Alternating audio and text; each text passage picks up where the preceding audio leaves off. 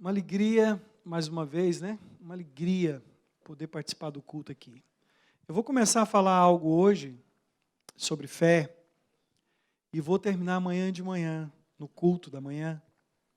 Eu sei que talvez você costuma vir no sábado e não vir no domingo. Fica à vontade, mas se você quiser vir amanhã vai ser bom.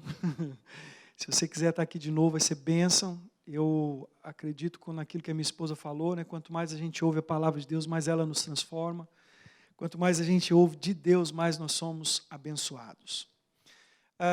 Como eu estava dizendo, Deus tem me falado a respeito de milagres. No início do mês de dezembro, eu tirei um tempo para buscar mais de Deus e jejuar.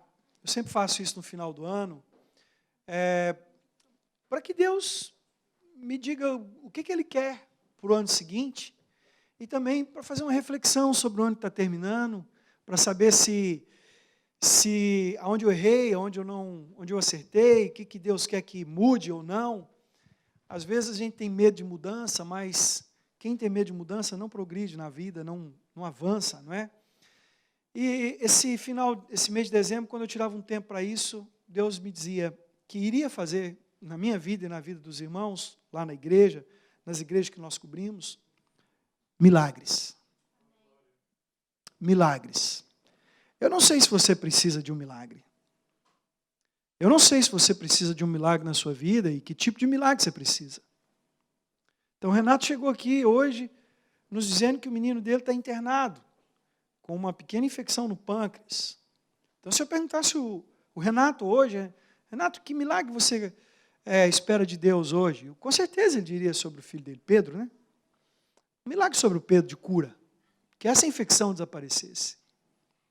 Talvez você precise de um milagre por causa dos seus papéis. Milagre. Eu me lembro de um irmão que estava aqui, foi para uma outra cidade, eu conheci ele quando eu vim em agosto, e ele estava trabalhando num frigorífico e alguém estragou lá a balança, e ele era profissional no Brasil de TI, e aí ele deu uma opinião para o cara que estava lá mexendo na balança, o cara estava consertando de uma forma que não ia dar certo, e ele deu uma opinião, e o camarada falou, como é que você sabe? Eu falei, não, eu sou profissional nisso. Traz seu currículo, e ele foi contratado, e Deus abriu porta de papéis e tudo para ele. Foi um milagre.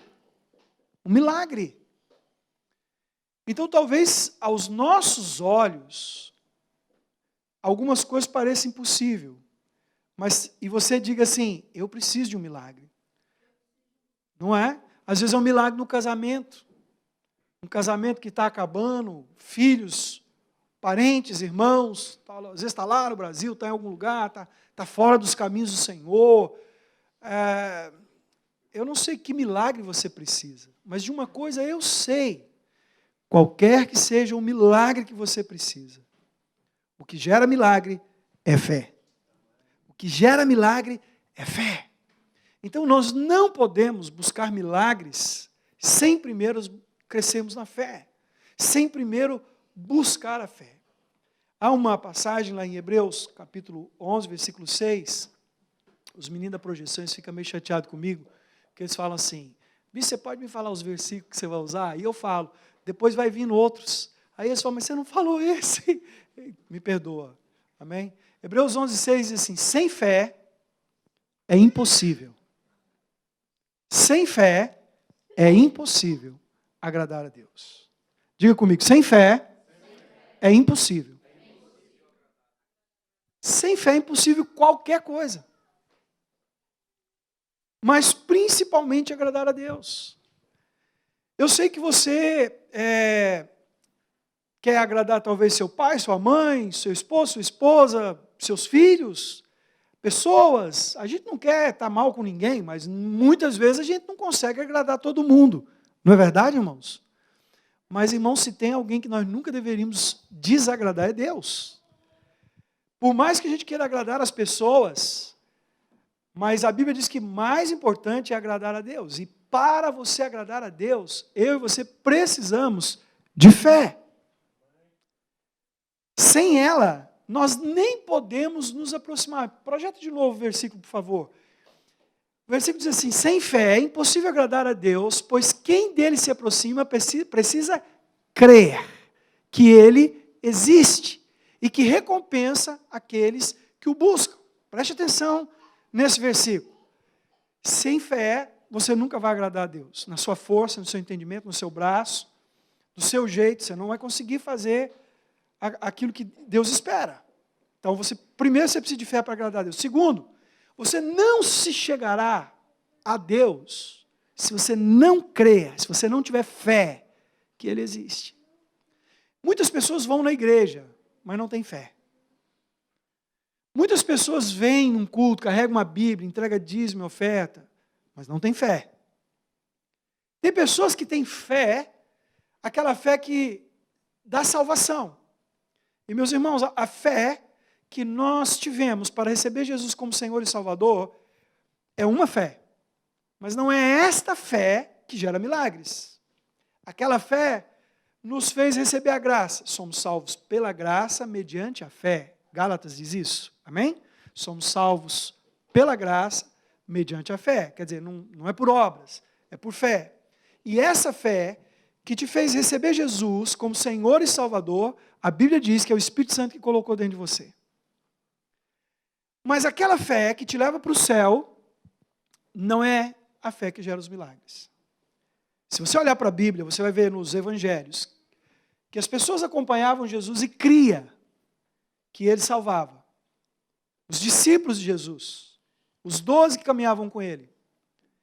E há uma passagem que diz que Jesus subiu no monte com 3 discípulos, eles estavam sobre o monte e veio a glória de Deus, um poder sobrenatural, numa nuvem. Deus começou a falar e eles ficaram impressionados, estava com ele lá Pedro, Tiago e João, e eles disseram, Senhor, vamos fazer 3 tendas aqui no topo desse monte, e ali veio reteté de Jeová, e eles ficaram cheios do Espírito, e o fogo acontecendo lá em cima do monte. Lá embaixo, ficou 9 discípulos. Estava com eles só 3, 9 ficou lá embaixo, no pé do monte. Quando Jesus desce do monte, ele encontra um homem que tinha um filho endemoniado, e o homem diz para Jesus assim, meu filho, ele fica endemoniado, e tem hora que o demônio lança ele no fogo, tem hora que o demônio lança ele na água, e a vida inteira é assim. E eu pedi aos seus discípulos que expulsassem, e eles não puderam libertar o meu filho. E Jesus olha para os discípulos, e diz assim, homens de pequena fé.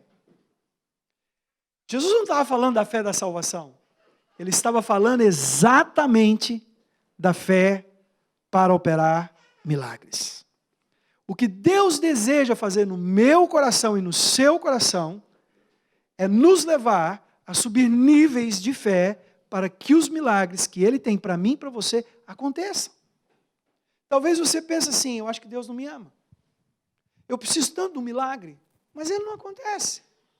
Deus te ama. Foi por isso que Ele morreu na cruz do Calvário. Mas por que então que o milagre não acontece? Porque você não crê. Você não crê da maneira como você precisa crer. Então o versículo diz, sem fé é impossível agradar a Deus, pois quem dele se aproxima precisa crer.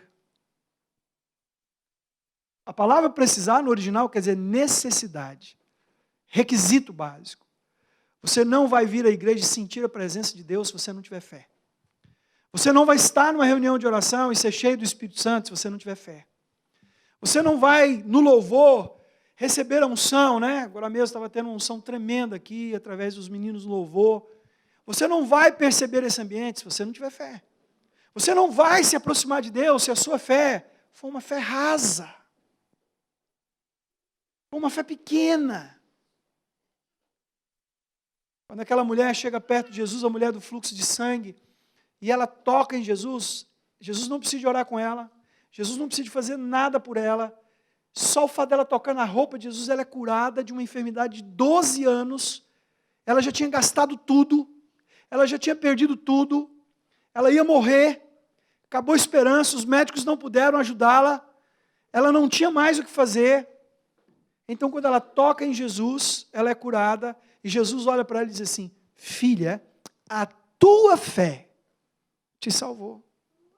Salvou do quê? Da enfermidade. Ele diz, filha, a tua fé te salvou, vai-te em paz e fica livre do mal. A fé trouxe libertação, a fé trouxe paz, e a fé trouxe sobre a vida dela salvação. Mas ela teve que crer. Ela precisou ter uma fé, mas não uma fé dizer assim, eu creio. Você crê? Creio. Você sabia que o diabo também crê? Aliás, a Bíblia diz que ele crê e treme. Nós cremos, nem trememos. Nós cremos porque todo mundo diz que crê. A gente crê porque a gente tem uma informação e a gente acredita que Deus é poderoso, mas nós não temos aquela fé que muda a nossa vida. Porque se a sua fé não muda você, ela não vai mudar a realidade que está à sua volta. Se a sua fé não mudar a sua expectativa, se a sua fé não mudar você por dentro, ela não muda você por fora. Então eu preciso de crer, mas eu preciso de crer aqui dentro. E diz o texto, que quem dele se aproxima precisa crer que ele existe e que recompensa aqueles que o buscam. Quando nós colocamos Deus em primeiro lugar, Mateus capítulo 7 diz assim, buscai em primeiro lugar o seu reino e a sua justiça, e as outras coisas vos serão acrescentadas. Dinheiro, prosperidade, casamento, família, trabalho, estudo, as outras coisas, elas virão. Elas virão como consequência de quem coloca Deus em primeiro lugar, de quem busca a Deus em primeiro lugar. Porque quem busca a Deus em primeiro lugar, precisa crer que Ele recompensa aqueles que o buscam. Se eu busco Deus por religião, se eu venho aqui na igreja porque eu não tinha outra coisa para fazer, eu estava dizendo para os irmãos lá em Limerick, que eu acredito muito que aqui na Irlanda tem tudo para dar certo, as células, porque aqui tudo fecha às 6 horas da tarde, nada funciona depois das 6. Lá em Limerick, pelo menos, é assim. Não tem concorrência. Lá na cidade que eu moro, em Goiânia, tem 146 salas de cinema, tem 18 shopping centers, tem feira de não sei o quê, feira de não sei o quê, feira de não sei o quê, festa de não sei o quê, exposição de não sei o quê, 1000 parques para passear. Quando chega à tarde, à noite, todo mundo tem uma coisa para fazer.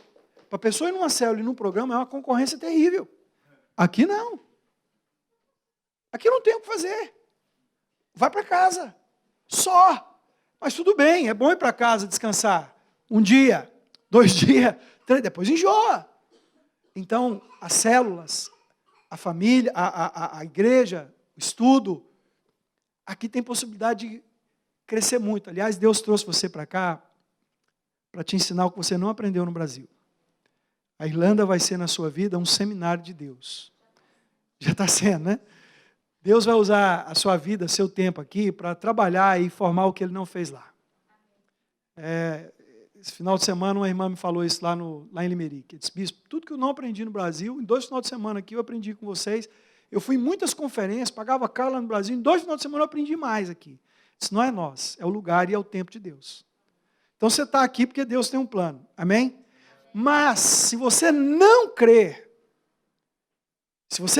que Ele existe, e que Ele recompensa se você o busca, se você não for para a célula, se você não vier para o culto, se você não for orar, se você não ler a Bíblia, crendo que por você estar buscando a Deus, as coisas vão acontecer. Se você não crê que elas são consequências, o milagre não virá. Então, quando nós colocamos Deus na nossa vida em prioridade, amados, quando nós colocamos o Senhor na nossa vida como primeiro lugar e começamos a querer fazer a vontade de Deus, sabe o que acontece?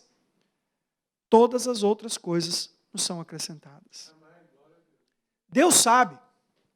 Você acha que Deus não sabe que o Pedro está no hospital? Vocês não acham que Deus não sabe que você precisa do dinheiro para pagar o aluguel? Você acha que Deus não sabe que alguém está enfermo na sua família? Você acha que Deus não sabe que tem uma crise na família de alguém, um casamento está acabando? Será que Deus não sabe que você está sem os papéis? Ele sabe. E por que Ele não faz alguma coisa? Porque não depende dele. Depende da sua fé. E se nós não temos essa fé, como que as coisas vão acontecer? Então, O primeiro texto que eu queria citar para você é Hebreus 11, versículo 6. O segundo está lá em João, capítulo 9, que diz assim: tudo é possível ao que crê. João 9, 23. Aliás, Marcos 9, 23. Evangelho de Marcos, capítulo 9, versículo 23. Jesus dizendo: tudo é possível ao que crê. Diga comigo, tudo. Não, de novo, diga tudo. Mais uma vez, tudo. Mais forte, diga tudo. Para esse irmão que está do seu lado, diga tudo. É possível ao que crê. Não é o que tem dinheiro. Não é o que tem papéis. Não é o que está legal. Não é o que tem curso superior. Não é ao que faz academia muito forte. Não é o que sabe muitas línguas. Tudo é possível ao que crê. Muitas vezes nós não vemos o impossível de Deus na nossa vida porque nós não cremos que é possível. Nós acreditamos só naquilo que o nosso braço faz. Então, se eu disser para você assim, amanhã, segunda-feira, amanhã não, tem culto, né? Segunda-feira, eu tenho um trabalho para você. Eu vou te pagar 100 euros o dia. E o seu trabalho vai ser descascar 3 sacos de batata. Você vai analisar 3 sacos de batata. Cada saco tem 20 quilos de batata. Você vai falar, mole para mim, isso aí é mole. Por dia. Tomei 100 aqui, vai ser por dia. Aí, se eu falar para você assim, ó, eu vou te dar 100 euros para você descascar 3 sacos de batata, cada um de 20 quilos, 60 quilos. Você vai analisar e falar assim, rapaz, eu descasco 1 quilo, tal, pá, mole. Vou ganhar esses 100 euros aí do bispo antes do almoço. Vou lá, vou descascar esse negócio rapidinho. Ainda corto. Se ele quiser, ainda corto, para ele fritar, para ele cozinhar. E se ele quiser, depois de cozido, eu espremo ainda. Para fazer o purê, o que ele quiser lá. Sabe por que você acredita que você vai ganhar os 100 euros? Porque você confiou no seu braço. Você sabe da sua capacidade. É possível para você. Agora, quando a gente fala de milagre, nós estamos falando que não é possível para você. Então, o Renato, quando ele chegou aqui, ele disse, meu filho está com infecção no pâncreas. Ele não sabe qual remédio dar. Ele não sabe que tratamento fazer. Ele não sabe qual é o procedimento que deve usar. Ele não está em pânico, mas ele não sabe. Ele não estudou para isso. Então, para ele disse assim no início da reunião, nós oramos, demos um remédio, não melhorou, 8 horas nós fomos para o médico. Foi buscar ajuda. O menino dele está lá no médico. Mas eu tenho certeza que ele não saiu do hospital para cá confiando nos médicos só. Em primeiro lugar, ele está confiando em Deus. Em primeiro lugar, ele colocou o filho dele na mão de Deus. Porque pode ser, em nome de Jesus não é assim, que aquela enfermidade nem os médicos saibam como tratar. Nem os médicos tenham a resposta. Então, eu preciso crer no Senhor. Para o impossível. Aquilo que não é natural. Eu posso crer para o possível, mas eu preciso crer para o impossível. Então, o texto de Marcos, capítulo 9, versículo 23, ele diz, tudo é possível ao que crê. Então, você pensa assim, será que é possível um dia ter papéis aqui? Eu vou dizer para você o seguinte, se você crê, é possível. Ah, fulana está com uma doença muito forte, muito grave. Será que ela pode ser curada? Eu vou dizer para você, se você crê, é possível. Ah, eu preciso de um trabalho, essa semana eu preciso de tantos euros. Será que eu vou conseguir? Eu vou dizer para você, se você crê, é possível. Mas tem uma coisa que eu e você precisamos entender. Fé não é confissão positiva. Não é você ficar falando, eu creio, pensando que o fato de você ficar repetindo, as coisas vão acontecer. Isso é reza. Fé não é pensamento positivo. Ai, vou pensar só em coisa boa. Vou pensar só na cura. Fé não é isso. Fé é a confiança. Hebreus capítulo 11, versículo 1 diz: ora, a fé é a certeza das coisas que se esperam e a convicção daquilo que não se vê. Fé é uma convicção que vem dentro do nosso coração, que nada remove, que nada tira de nós, que nada arranca de dentro de nós. Eu tinha pedido para a irmã projetar um versículo, que está lá em Coríntios, que fala sobre os olhos da fé. 2 Coríntios 4, versículo 16, 17, 18, se você quiser abrir a Bíblia, eu acho que ela vai projetar aqui. Ele diz assim: por isso, não desanimamos. Por isso não desanimamos. Mas ainda que o nosso homem exterior se corrompa, o nosso homem interior se renova de dia em dia. Porque a nossa leve e momentânea tribulação produz para nós eterno peso de glória. E diz assim: não atentando nós nas coisas que se veem, não prestando atenção nas coisas que se veem, não parando os nossos olhos nas coisas que se veem, nas coisas naturais, mas nas que não se veem, porque as que se veem são temporais, elas são passageiras. Mas as que não se veem são eternas, porque você não vê ela com os olhos naturais, você vê ela com os olhos da fé, olhos espirituais. Então, olha o que Paulo está ensinando os irmãos de Coríntios. Ele está dizendo o seguinte: irmãos, não desanimem. Irmãos, não percam a fé. Irmãos, não percam o ânimo. Irmãos, não percam as esperanças. Mesmo que naturalmente você não esteja vendo, interiormente você precisa acreditar. Ele está dizendo isso. Ele fala: a luta que você está passando, a tribulação que você está vivendo, ela tem um propósito. Deus está usando ela para te ensinar a depender dEle. Deus está usando ela para te ensinar a crer nele. Deus está usando ela para trabalhar em você a questão da fé. A Bíblia diz que Jesus, Filipenses fala isso, Jesus aprendeu a obedecer pelas coisas que sofreu. Meus irmãos, se Jesus, o Filho de Deus perfeito, que não tinha erro, não tinha pecado, precisou sofrer para aprender a obedecer, imagina eu e você. Se ele, Jesus, teve que passar pelo que passou para aprender a fazer a vontade de Deus, imagina nós. Então escute o que eu estou te falando. Os perrengues que você enfrenta aí no dia a dia, as lutas que vêm, eu não vou dizer para você que Deus é mau e gera elas na sua vida, mas Deus usa cada uma delas para ensinar você a subir um degrau na sua fé. Para ajudar você a crer em Deus de maneira mais intensa e mais profunda. Para você ver como Deus é fiel e nunca falha. Para você perceber a ação e o amor de Deus na sua vida.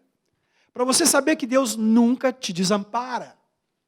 Para você ver a fidelidade de Deus em todas as coisas, mesmo quando nós não somos fiéis. Então o texto diz assim: esta leve e momentânea tribulação há de produzir em nós eterno. Em primeiro lugar, Deus está trabalhando na sua vida para a eternidade. Deus, você acha que lá na eternidade, como é que vai ser? Se a gente fosse para a glória, hoje, se Jesus viesse arrebatar essa igreja hoje, ou se um de nós morrêssemos hoje, nós iríamos para a glória. Amém, irmãos? Amém, queridos? Vocês creem nisso? Como que você acha que vai ser lá no céu? Tá, que jeito? O que você imagina? É calculável. Alguém disse assim: eu acho que lá no céu todo mundo vai ter uma roupa branca, e todo mundo vai ter asinha, e nós vamos ter uma harpa, e nós vamos ficar pulando de nuvem em nuvem. Blim, blim, blim, e ficar adorando a Deus. Poxa vida, depois de um tempo a gente vai enjoar com isso. A Bíblia diz que nós vamos reinar com Cristo. A Bíblia diz que nós vamos julgar nações. A Bíblia diz que nós vamos adorar. Mas a Bíblia diz que nós vamos ter uma vida intensa na eternidade. Você não vai ficar deitado, sentado. Ai, pronto, vida eterna. Eu tenho 2000 anos que eu estou aqui nessa cadeira. Não vai ser assim, meus irmãos. Deus está te preparando para a eternidade. Mas Ele também está te preparando para a vida aqui. Ele está te ensinando a ter uma fé e crer de uma forma que lá na eternidade você vai ter função, tarefa, uma vida ativa. Mas também aqui. Essa fé que Ele está trabalhando para a eternidade também vai produzir um efeito aqui. Romanos capítulo 5. Diz assim que a tribulação produz perseverança. Perseverança é experiência. E a experiência, esperança. Sabe como que vem fé na vida da maioria das pessoas? É pelas lutas que eles passam. Porque eles veem a fidelidade de Deus, então eles creem. Quando ele vê o outro passando pela mesma luta, ele fala assim, Deus vai fazer. Aí o outro fala assim, como é que você sabe? Fulano é de muita fé, fulano crê, fulano é uma bênção, ele crê em tudo. Mas você não sabe que ele já passou por isso. Você não sabe o que ele já viveu. Então Deus está usando as suas experiências para edificar você e depois usar você para edificar outras pessoas. Então, por exemplo, o Renato acho que foi no banheiro, mas eu me lembro uma vez quando o meu filho, Samuel, ele teve meu pai tinha umas vacas e tirava leite. E meus filhos tomavam o leite in natura, né? Tirava, então todo dia a gente buscava leite lá na casa do meu pai, e eles tomavam aquele leite sem pasteurizar, sem passar por esse processo. E o Samuel pegou aquela doença, eu esqueci o nome da doença, não sei se é aftosa, mas eu sei que ele deu tantas feridas na boca assim, do lado de fora, do lado de dentro, e aquilo minava a água, minava pus, assim, era um trem terrível. E ele era pequenininho, uns 4 meses, maior um pouquinho. Eu sei que eu e a Derani colocamos ele em cima da cama, e nós falamos, nós precisamos orar. Porque Deus pode curar o Samuel. Deus pode sarar o Samuel. E eu lembro que eu fiquei de um lado da cama ajoelhado, o Samuel deitado no meio da cama, com aquela doença. A Derani ajoelhou do outro lado da cama e nós começamos a orar pela cura do Samuel.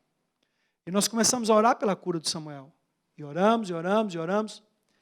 Eu não lembro que tanto que nós oramos, porque nós acabamos dormindo de joelhos.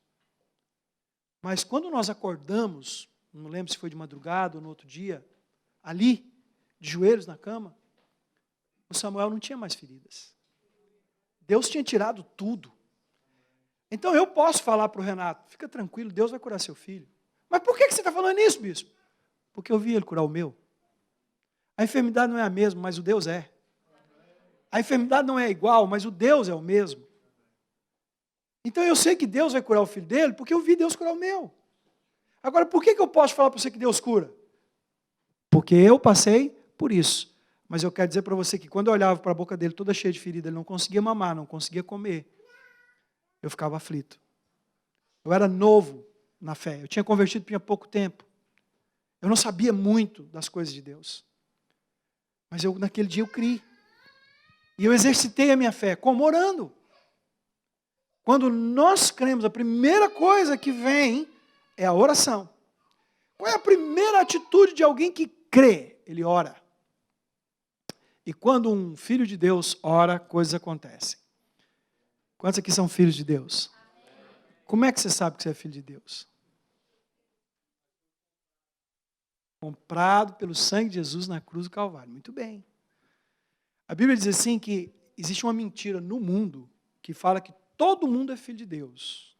Isso é uma mentira. É uma falácia, é uma mentira que tem cara de verdade. João, capítulo 1, versículo 11 e 12, diz assim, ele veio para os seus, mas os seus não receberam. Quer dizer, Jesus veio primeiro para os judeus o rejeitaram.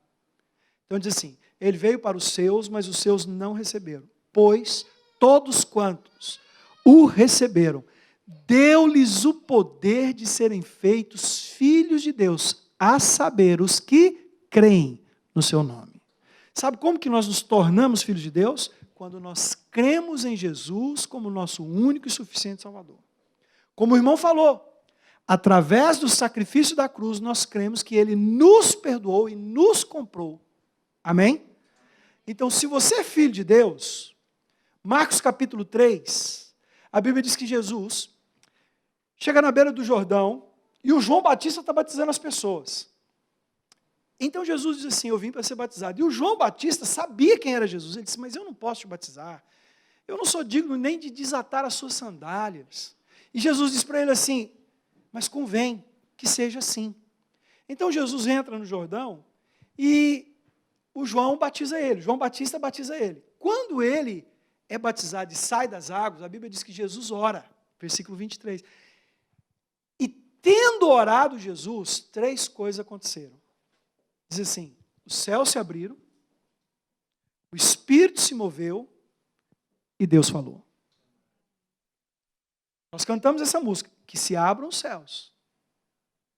Cantamos aqui. Quando Jesus orou, a Bíblia diz, os céus se abriram. O Espírito Santo se moveu e Deus falou. O que é os céus abrir? A maioria de nós, quando fala em céu, você já lembra do quê? Daquele azul que tem lá em cima. Ah, o céu. Será que abriu aquele azul assim? Rachou no meio? E o que tinha depois do azul? Luz? O que era? Irmãos, o céu não é o que você vê lá em cima. A gente fala para cima por uma mania. Céu é o mundo espiritual. Céu é as regiões espirituais. E sabe onde é que está a sua bênção? Sua bênção está no mundo espiritual. Tudo no natural é gerado primeiro no espiritual. Tudo do mundo natural é gerado primeiro no mundo espiritual. Então, quando diz assim, os céus se abriram, quer dizer que aquilo que retinha, aquilo que estava fechado, aquilo que segurava, deixou de reter. É como se eu dissesse para você, a porta abriu. Deus abriu a porta. Então, quando Jesus orou, quando o Filho de Deus orou, os céus abriram. E talvez você está aqui na Irlanda pensando assim, rapaz, o negócio está fechado para mim. Não arranje emprego, arranje só bico, faça um serviço, dura uma semana, depois acaba. Aí eu fico 2 semanas parado, e depois é difícil arranjar outro. Negócio de saúde, e não sei o quê, e não sei das quantas. Você está precisando que os céus se abram? Então você precisa orar. Mas não orar como reza, orar por orar. Você precisa orar como resultado da fé. Porque quem crê, ora. Quem tem fé, ele tem atitude. A primeira atitude de quem tem fé é que ele ora, ele pede a Deus, ele fala com Deus, ele clama a Deus, ele não se acomoda. Ele não fica esperando, ele não vai para casa, deitar numa rede, pegar uns copos de suco de laranja, ficar lá, meu milagre. Não. Há uma passagem na Bíblia que diz que uma mulher, ela foi falar com o juiz, e o juiz não quis atender ela, pois ela ficou lá batendo na porta, até que o juiz atendeu a causa dela. Jesus cita essa parábola para dizer que nós devemos ser assim na oração. Perseverantes, persistentes. Uma das características da fé é a perseverança. Que se eu creio, eu não vou desanimar, eu não vou desistir. Eu não vou retroceder. Por isso que o versículo que está lá, coloca de novo, por favor, filha. O versículo é de 2 Coríntios, fala, não desanimem.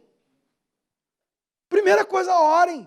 A segunda coisa que acontece com o filho, quando o Filho de Deus ora, a primeira é que o céu se abre, a segunda é que o Espírito Santo se move. E sabe o que o Espírito Santo faz? O que você não faz. Você não tem condição de convencer o seu patrão, mas o Espírito Santo tem. Você não tem condição de convencer o delegado lá da guarda, mas o Espírito Santo tem. Você não tem condição de convencer aquele seu parente que está desviado, mas o Espírito Santo tem. Você não tem condição de arrancar aquela enfermidade, mas o Espírito Santo tem. Quando nós oramos, ele se move, mas ele não se move se nós não oramos. O Espírito Santo não age se nós não cremos, se nós não dependemos. Terceira coisa, Deus fala. E sabe qual é a melhor coisa na vida de um cristão, irmãos? É ouvir a voz de Deus. Porque quando Deus fala, a gente é invadido por uma paz e uma convicção, não é, irmãos? Quando a gente ouve uma palavra, quando a gente ouve uma música, né? Não sei quanto a vocês, mas às vezes eu estou no carro, põe lá um louvor, e às vezes uma frase fala tanto comigo, começo a chorar. E às vezes tem dias assim que eu estou querendo desanimar, que eu estou chateado, estou ruim, aí eu ponho um louvor lá, uma frase às vezes muda tudo. Deus falou através daquela música. Às vezes é uma pregação, às vezes é um versículo da Bíblia que eu li, e ele me salta aos olhos. E aquilo me faz assim um bem tão grande. Deus falou. Tem várias formas de Deus falar. Deus fala através da palavra, Deus fala através dos louvores, Deus fala através dos seus servos, Deus fala em sonhos, Deus usa circunstâncias para falar com a gente. Deus usa circunstâncias para falar com a gente. Uma vez, quando eu fui enviado para ser missionário, eu tinha medo de ser enviado. Eu pensava assim, como é que vai ser quando eu estiver lá no campo? Como que eu vou fazer com o sustento? Eu me lembro que eu estava orando, eu estava lá em Charleville, e eu estava orando, mas eu estava assim com um medo, sabe? Eu sabia que era de Deus, mas eu estava com medo. E se não der certo, como é que eu vou sustentar minha família? Como é que vai ser? Aí eu lembro que eu fui passando, e eu estava orando. E eu fui passando debaixo de uma árvore, estava indo no correio postar um negócio, e quando eu fui passando debaixo de uma árvore, era uma árvore enorme. Quando eu olhei para cima, irmãos, se tem uma coisa que tem aqui na Irlanda, é corvo, né? Gente, mas ela estava assim, pretinha de corvo. Parece que todos os corvos da Irlanda sentou naquela árvore aquele dia. E quando eu olhei para aquele tanto de corvo, Deus falou comigo. Se eu já usei corvo para sustentar profeta, você acha que eu não posso fazer isso de novo? Por que você está com medo? Deus falou. E aí eu fiquei assim, na hora, alegre, comecei a chorar. Cheguei lá no correio para postar o que eu ia postar. Eu acho que a mulher lá do correio pensou assim, nossa, deve ser uma coisa muito grave, né? Ele está chorando, deve ser uma notícia ruim, né? Nossa, coitado. E aí eu voltei, estava lá na casa do João, e eu voltei, o João tinha ido trabalhar, a Carminha, os meninos dele estudavam, eu estava sozinho na casa dele. E eu estava num quarto, no andar de cima, e quando eu entrei no quarto, eu fiquei pensando assim, mas como que Deus vai usar um corpo para me sustentar? Eu comecei a perder a fé. Deus tinha falado comigo debaixo da árvore, com aquele tanto de corvo, e eu comecei a duvidar de novo, gente, minutos. Não tinha passado nenhuma hora. Aí eu estou lá, no quarto, lá pensando, mas Senhor, Senhor, a cortina fechada assim, eu lá no quarto, Senhor, Senhor, e de repente eu escuto assim, ó.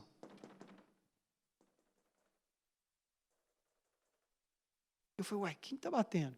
Prestei atenção, era na janela. Uai, quem está batendo? Quando eu abri a cortina, tinha um corvo do lado de fora, bicando a janela.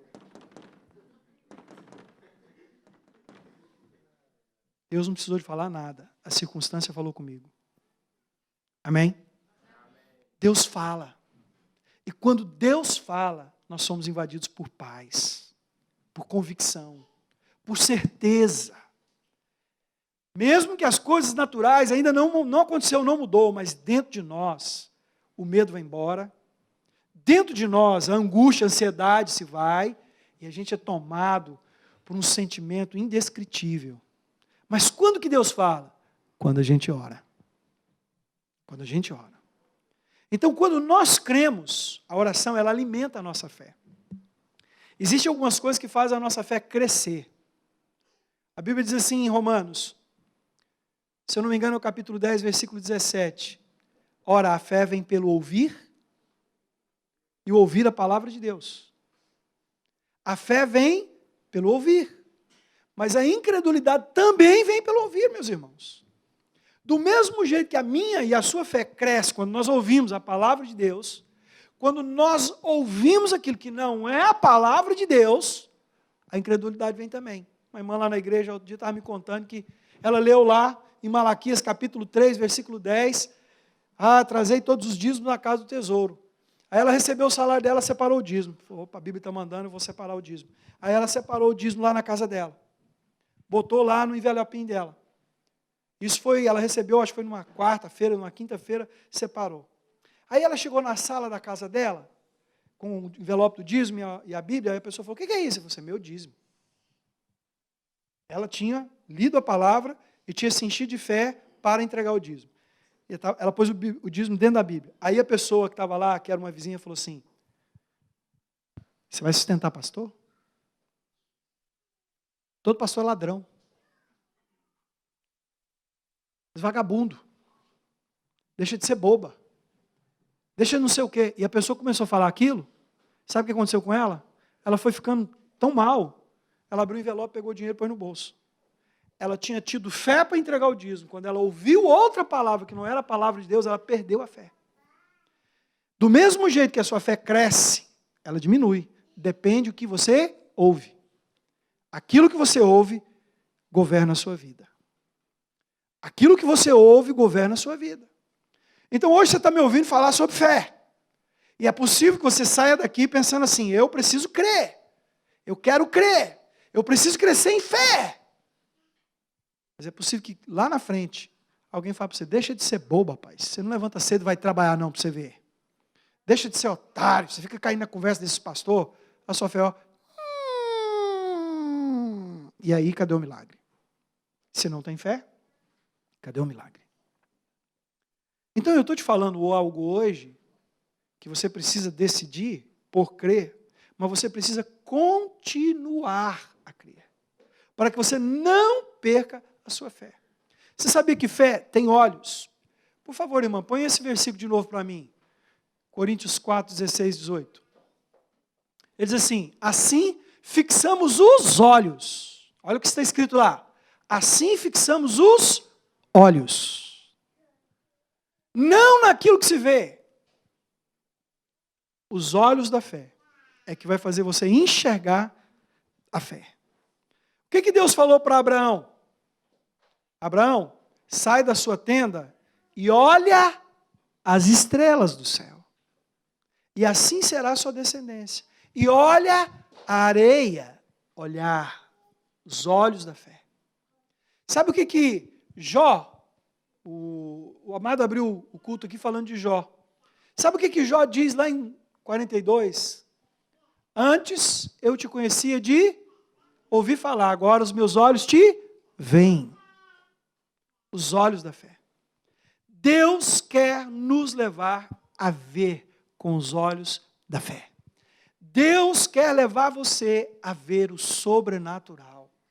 Deus quer levar você a ver o que a palavra de Deus descreve. A bênção que Deus tem. O milagre que Deus tem. É isso que Deus quer fazer na sua vida. Às vezes nós pensamos, mas como? Como que vai ser? Eu preciso olhar com os olhos da fé. Eu preciso aprender a enxergar de uma forma não natural, mas de uma forma que através da palavra de Deus, eu vou ver qual é a direção que Deus tem para mim. Qual é o caminho? Então Paulo diz assim lá no versículo, fixamos os olhos. Você sabe o que é fixar os olhos? Não olha para o lado. Concentrar, foco. Foco e fé. Diga comigo, foco e fé. Foco e fé. Vocês lembram da passagem de Pedro no barco? Eu vou terminar com isso. Vocês se lembram da passagem de Pedro no barco? Mateus 14 diz assim que Jesus curou uma multidão e mandou os discípulos entrar no barco e passar para o outro lado. Mas ele continuou lá com a multidão. Os discípulos entraram e o barco foi. Jesus ficou. Então Jesus subiu no monte para orar. E depois que ele orou, já era alta madrugada, diz a Bíblia. Então ele foi até onde estavam os discípulos, eles já estavam no meio do mar. Só que era alta madrugada, tipo 3, 4 horas da manhã. E a Bíblia diz que havia uma tempestade, vento, soprava, contrário, as ondas eram altas. Aqueles homens sabiam navegar, eles eram pescadores. Eles sabiam como lidar com o leme, eles sabiam como lidar com as velas do barco, com os remos, eles tinham experiência, mas havia uma tempestade, algo maior, algo contrário e maior à experiência que eles tinham. Eu não sei se você trabalha no frigorífico, eu não sei se você trabalha de house clean, eu não sei o que você faz, o que você está fazendo aqui, mas eu acredito que você tem alguma experiência. Mas eu quero dizer uma coisa para você, muitas vezes vão vir coisas além da sua experiência. Vai ser maior do que você tem conhecimento. Era o que estava acontecendo com eles. Eles sabiam navegar, Jesus era carpinteiro, eles sabiam navegar. Eles sabiam o que fazer, mas diante daquela tempestade, Eles estavam quase afundando, o barco estava quase afundando. Então a Bíblia diz que Jesus vem caminhando sobre o mar. E quando Jesus vem caminhando sobre o mar, a Bíblia diz que eles veem Jesus, mas não reconhecem. Pensam que ele é um fantasma. Porque quando nós não temos os olhos da fé, quando Deus tenta fazer algo na nossa vida, a gente acha que é o diabo. Jesus está vindo na direção deles, eles estão achando que é um fantasma, um demônio. E muitas vezes nós estamos expulsando o que Deus quer nos abençoar. Então, de repente, ele diz assim, não temas. Ele fala isso, não temas, sou eu. E Pedro diz assim, se é tu, diga para que eu vá ter contigo, e eu irei. Então Jesus fala assim, vem. E sabe o que acontece? Pedro, chegando à beirada do barco, põe o pé para fora e o pé não afunda. Então ele põe o outro pé para fora, lá está Jesus, aqui está o Pedro, põe o outro pé para fora e ele não afunda. E ele dá o primeiro passo. E não afunda. E ele dá o segundo passo. E ele não afunda. Mas aí, o vento sopra forte. A onda fica grande. E o Pedro olha para o lado. E quando ele olha para o lado, ele fica com medo. Porque ele não fixou os olhos. Ele olhou para a onda. Ele estava olhando para Jesus. Inicialmente ele achou que era um fantasma. Agora ele está sabendo que é Jesus. Ele está indo em direção a Jesus. Ele está olhando para Jesus. Mas quando o vento dá aquele sopro, e quando a onda fica grande, ele olha para a onda. Ele olha para o vento. E a Bíblia diz que ele afunda. E quando ele começa a afundar, e vai afogar, a Bíblia diz que ele clama. Ele grita.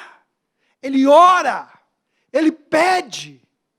Jesus então vem e pega na mão dele. E quando Jesus toma ele pela mão, os dois voltam para o barco. E eu te pergunto, quantas vezes Pedro andou sobre as águas?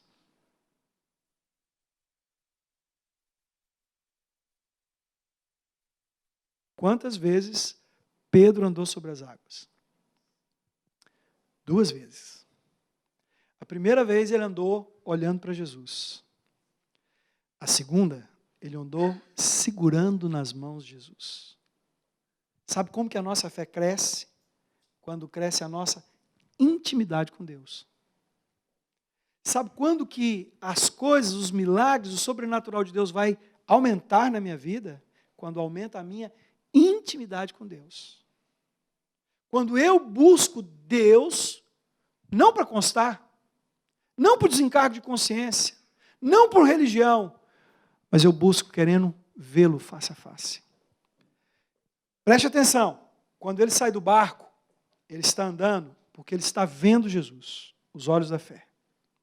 Mas quando ele tira os olhos de Jesus, ele afunda. Mas ele lembra que a oração é a característica de quem crê. Então ele ora. Talvez afundando ele não consegue mais olhar para Jesus. Não sei quem já afogou aqui alguma vez. Você entra num redemoinho assim. Você começa a desesperar. Naquela hora, ele não conseguiu olhar para Jesus. Mas ele clamou. Jesus veio e segurou a mão dele. E agora os dois voltam caminhando para o barco. Agora o Pedro está segurando a mão de Jesus. Antes ele estava longe, agora ele está do lado. Cresceu a intimidade. Cresceu o sobrenatural. Agora imagine só. Quando Jesus entra no barco com Pedro, os dois andando de volta para o barco, eu não sei quantos passos que ele deu até afundar. Não sei quantos. Não sei se foi 1, se foi 10, se foi 20, se foi 30. Mas o mesmo percurso que ele fez para ir, Deus trouxe ele de volta, andando. Quando ele entra no barco, o que tinha dentro do barco? Tinha 11 incrédulos e um que andava de mão dada com Jesus sobre as águas. Então, barco, a Bíblia fala barco, barco pode ser a nossa vida, como pode ser a igreja. E nessa noite, aqui, você pode optar de que lado você vai estar. Dos 11 que ficaram lá dentro do barco, ou daquele que resolveu andar sobre as águas. Mas eu posso, bispo.